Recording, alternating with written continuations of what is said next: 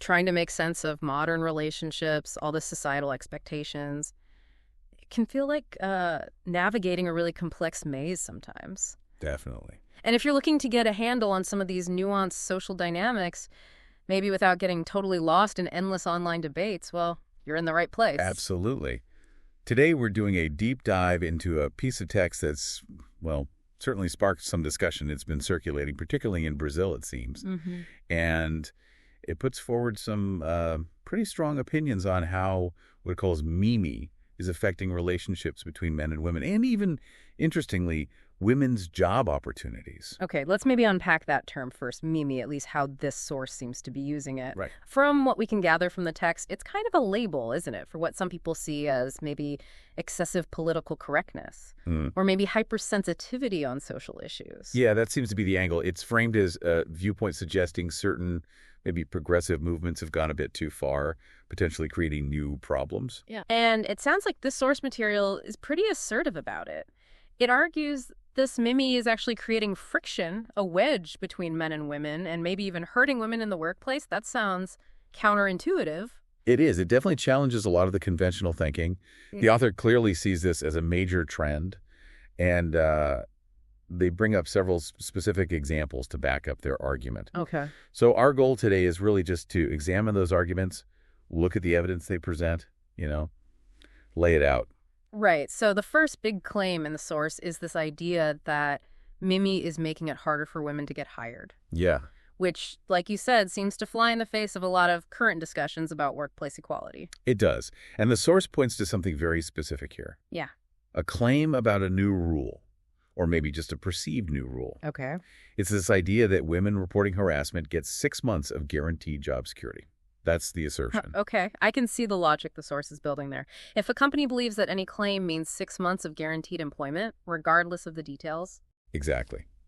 The source is really worried this could be exploited. They even include a pretty blunt statement, something like, if every 6 months a woman accuses someone of harassment, she'll never be fired. Wow.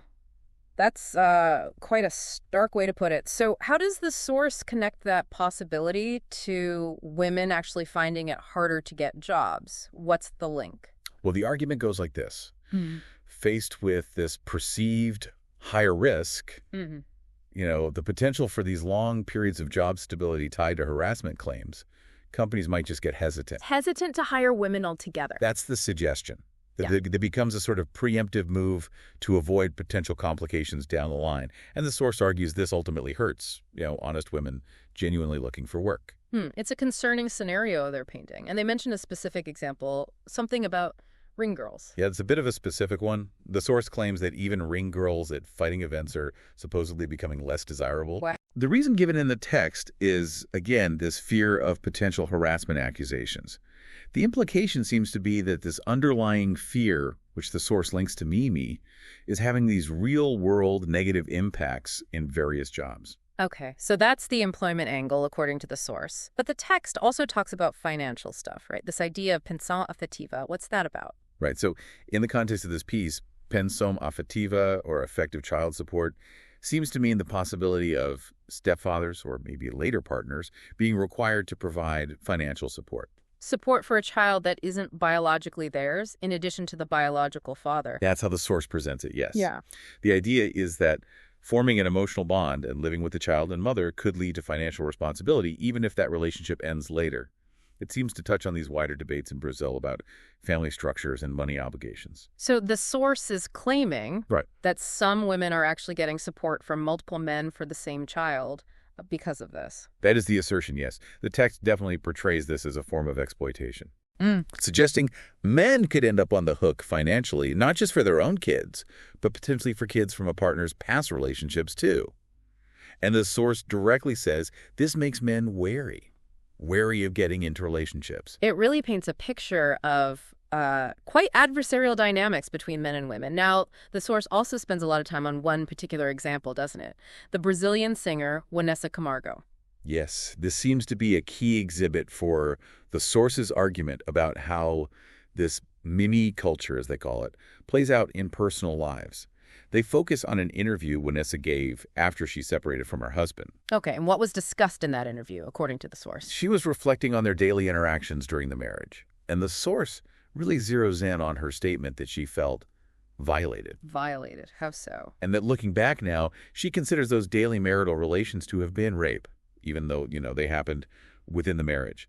The crucial thing the source highlights is that this reevaluation happened after the separation. Right. And the commentator in the source material reacts pretty strongly to this. Lots of skepticism. Oh, absolutely. Huge skepticism. The commentator asks pointed questions like, well, if she felt that way, why didn't she leave sooner?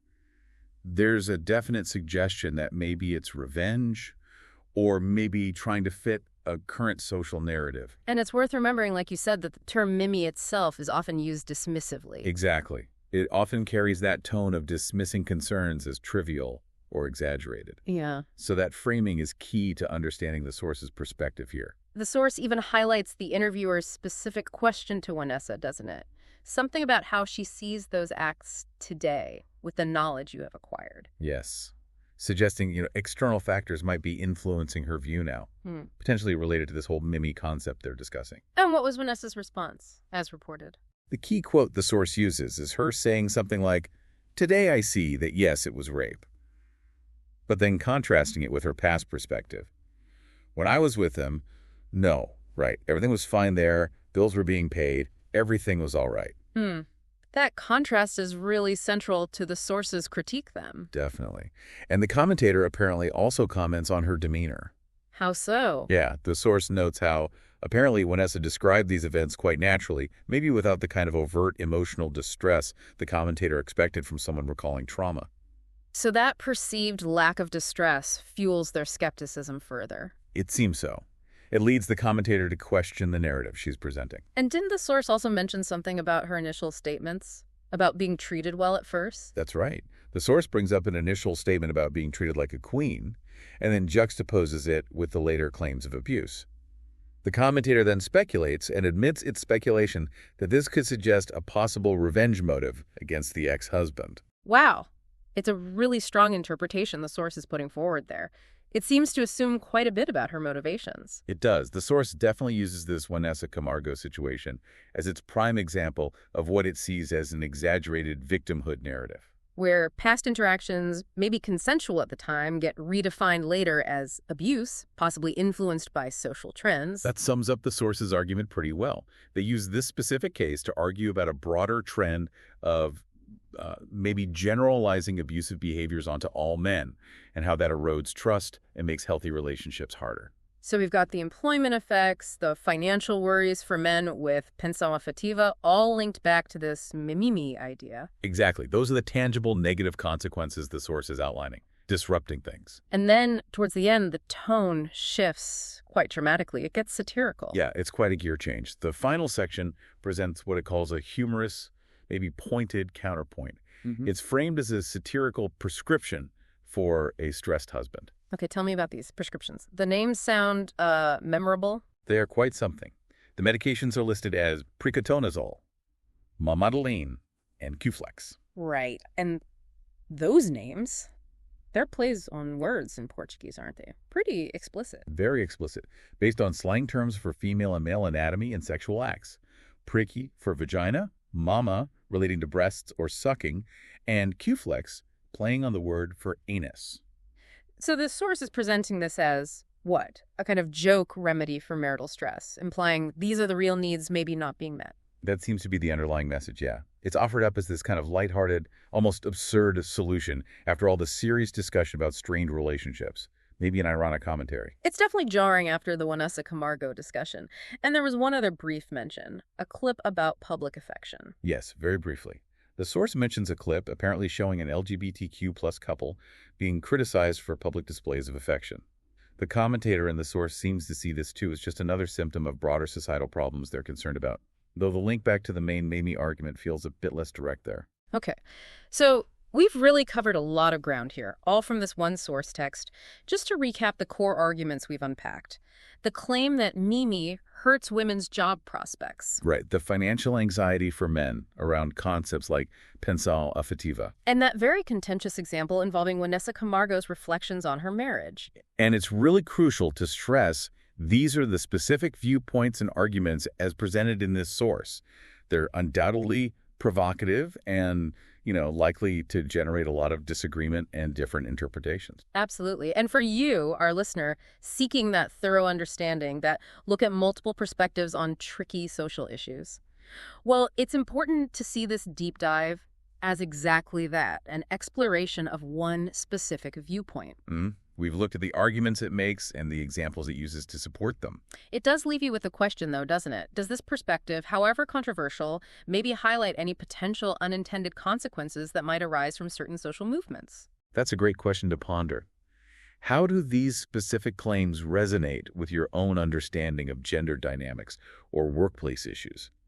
It certainly offers one particular, quite critical lens to look through. Definitely food for thought. Thanks for joining us as we took this deep dive today. It's certainly given us plenty to mull over. Indeed. Remember, this was an exploration of one viewpoint within a much larger conversation. Always good to seek out other perspectives, too. Until next time.